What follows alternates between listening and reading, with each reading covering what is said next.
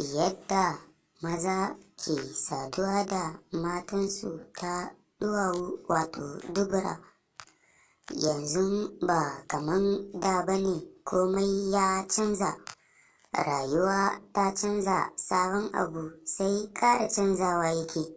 Zaka ga namiji saboda tsabar iskanci yana saduwa da matanshi ta dubura.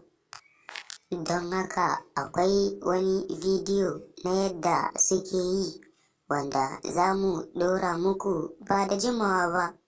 Don haka ga duk mai son wannan bidiyo sai ya danna subscribe, sannan ku danna alamar ƙararrawar sanarwa ta yadda za mu sanar da ku da zarar mun ɗora wannan bidiyo. Yanzu mata ba su damu ba.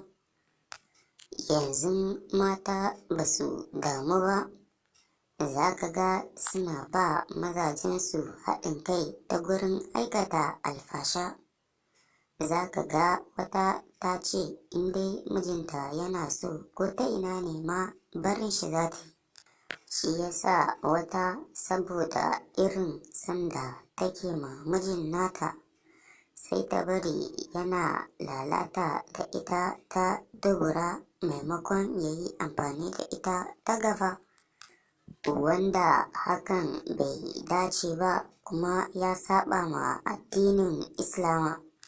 Wannan abu ne wanda idan mijinki ya fara ya kamata ki kai shi kara wajen iyayenki domin a samu a zauna a tattauna akan wannan lamarin, saboda shi sakaran banza ya je yana amfani da ke ta baya a matsayin saduwar aure.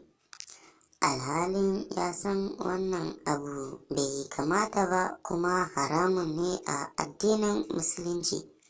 Shi yasa the simplest way, idan mijinki ya nema ya yi haka da ke, sai ki faɗa masa gaskiya akan irin waɗannan abubuwan, kan cewa kalan wannan abu bai dace ba kuma ya saba ma shari'a.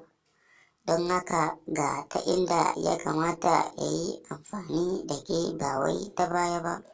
Wasu kuma matayen sun san da haka, amma saboda irin sanda suke ma mazajensu yasa ba za su iya hana su ba, sai dai ki bar shi ya yi ta lalata da ke ta baya a maimakon ta gaba. Don haka muna kira ga 'yan uwa don Allah a kiyaye, wannan ba abu bane mai kyau.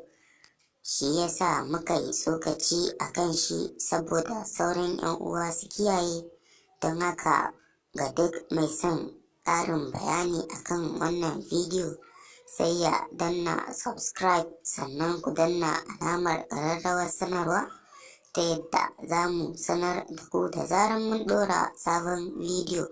Da ƙarshe muna roƙonku da ku tura wa 'yan uwa zuwa ga sauran group WhatsApp da Facebook da sauran social media. Mun gode.